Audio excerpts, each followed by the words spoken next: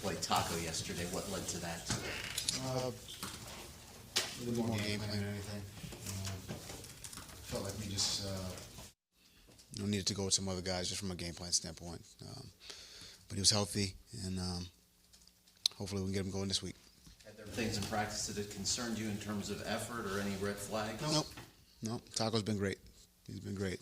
Really more game plan than anything, and he's done a good job really across the board. He's had some production from a sack standpoint, and we just felt like this last week, I would say, or yesterday, we were better off going with the other guys. And with the two receivers who left yesterday with head injuries, are both Albert and Devontae in protocol, or is only Albert in protocol? Yeah, both guys in protocol. And sorry, we have to probably ask you this at every week from this point forward, but Ryan Fitzpatrick starting Sunday, do you think? Yeah. Now that you've had some time to think about it, Brian, what are your thoughts about the reversal on the call at the end?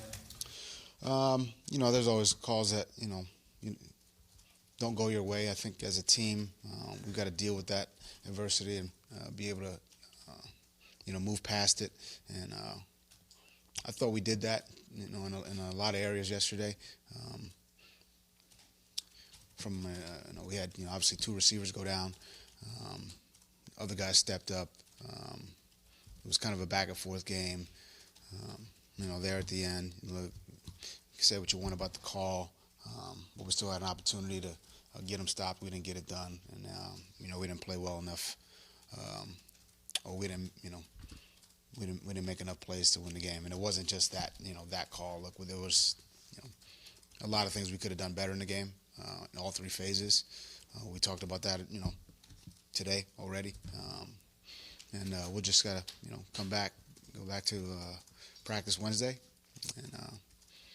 and get ready to play the Giants. In general, how do you think the new rule on reviewing PIs is working?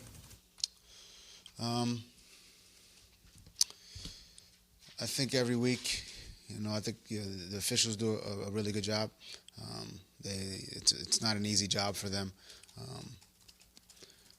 and I think every week there's good calls, calls that some people don't think are very good, but in this game it's about overcoming adversity. It's about dealing with those good plays, bad plays, and then moving on and doing the things you need to do to help your team win. And as far as how that's gone this year, I think it's been fine. Coach, leaving out whether there was a good call or a bad call, the randomness of them deciding to review those kind of plays, is there an answer to why that one was reviewed and maybe some others that were maybe equally as close weren't reviewed?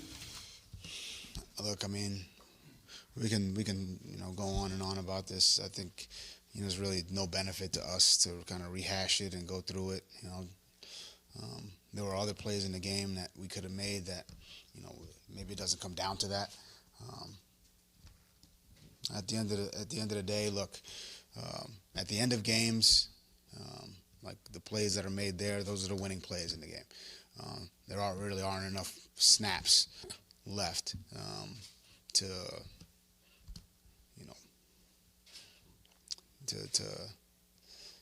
in some instances overcome whatever the situation is. So I thought our guys fought hard. Look, I'm always going to advocate for our team. That's not going to change. Our guys work extremely hard. I think not everybody's in the trenches with us, but this is a hard-working team. It's important to them. We wanted the win. We weren't able to get it, and we've got to just work harder and really kind of put ourselves in a situation where it's not up to anyone else, and we make a few more plays or we punch one of the touchdowns in, or we make one more kick, or make one more block and bleed the clock a little bit more. I mean, there's 8 different things that could have happened that we could have done better to not get to that into that situation. But yeah, at the end, those are the winning plays, and we weren't able to make them. Was a quality play you got at left guard better yesterday with Sutherland playing most of the snaps instead of Dieter? I don't look at it as one position. I mean, the O-line is a group of guys, and the offense is 11 guys playing together. So, I thought Sutherland had some good plays and bad plays. I think that's the case for everybody on offense, defense, and special teams. So, having looked at it, you always want it to look. We're going to strive for perfection, and obviously we all fall short of that. But there were some mistakes there. There were some good plays. There were some bad plays, and just got to make the corrections and try to play better next week. I'm sorry. Looking at it again today, any additional reasons of what the problems were in the red zone and not able to put the ball? Well, they played well defensively. Look, we had we had a lot going on offensively. When a couple guys go down, we just had I thought our guys did a really good job. I thought our tight end stepped in and really played some different positions. We had guys, directing traffic out there and getting guys lined up. I thought Isaiah Ford really did a great job. I thought Alan Hearns, he was dinged a little bit and fought through it. I thought Fitz got people in the right position. And say what you want. I know we didn't play well in the red zone, but the offense moved the ball efficiently.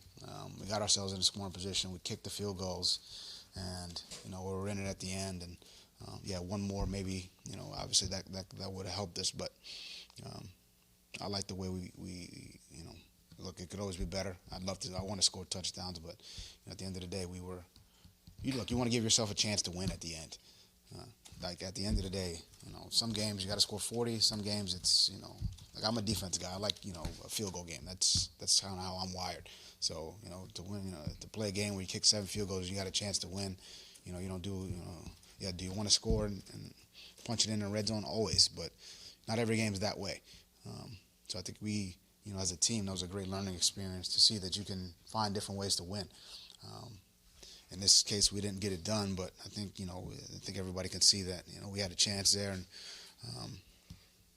Brian, I like that. Two players in particular I want to ask you about from the tape. You mentioned Isaiah Ford briefly. Could you elaborate a little bit on him, and Patrick Laird also?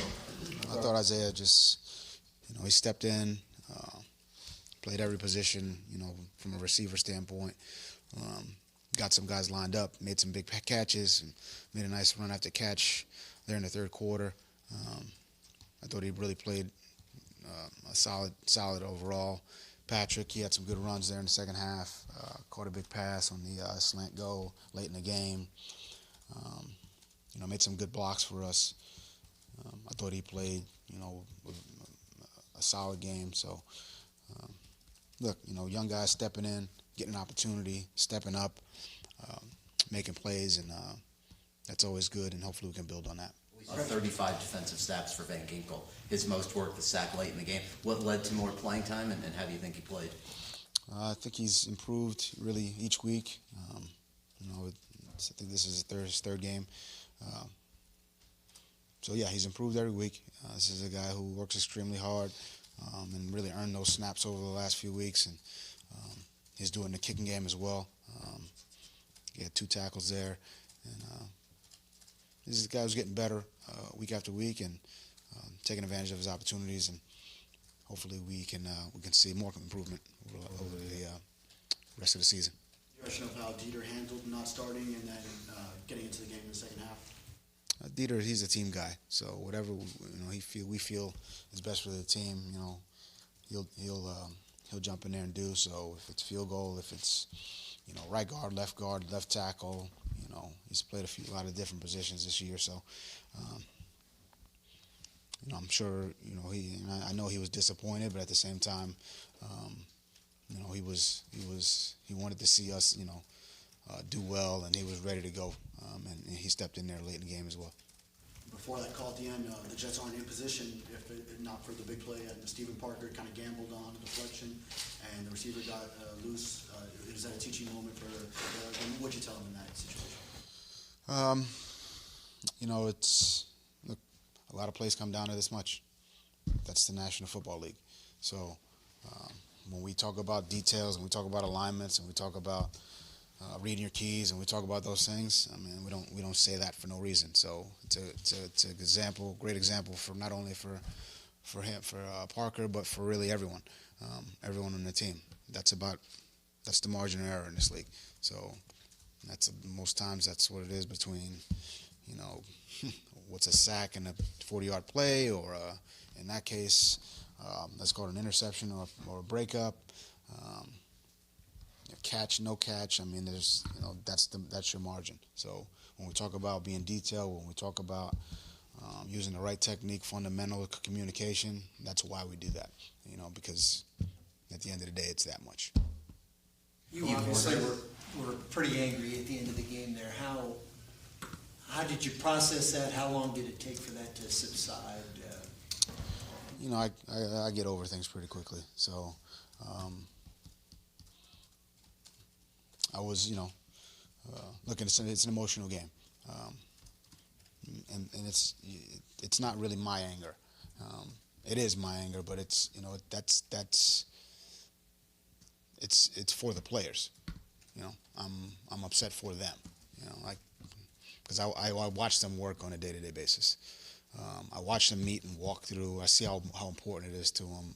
I watch them lay it on the line for each other. So that's where that emotion comes from. It's not for me. It's not about me. This is not about me.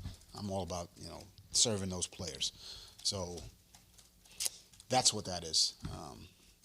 This isn't about, this isn't about me at all. It's about those players, the coaches, the cafeteria people and the equipment staff and everybody in this organization. I mean, it's, we all put a lot into this, and,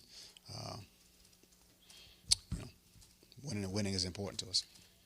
Final question.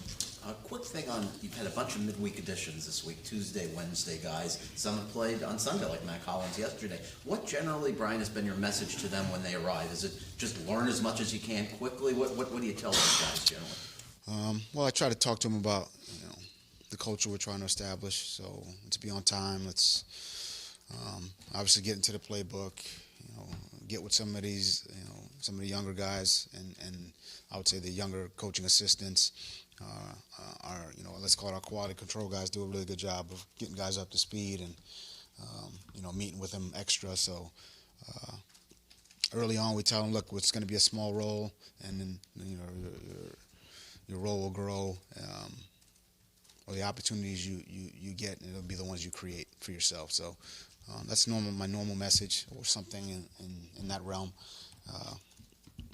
And I think, Mac went in and made was productive in the kicking game. Obviously, he had the DPI, or he didn't have the DPI, but he caused the DPI, and that was a big play for us.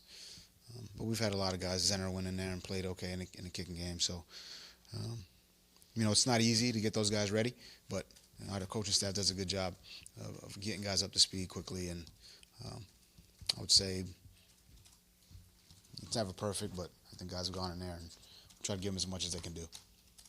Thanks, guys. Thank you. Yep.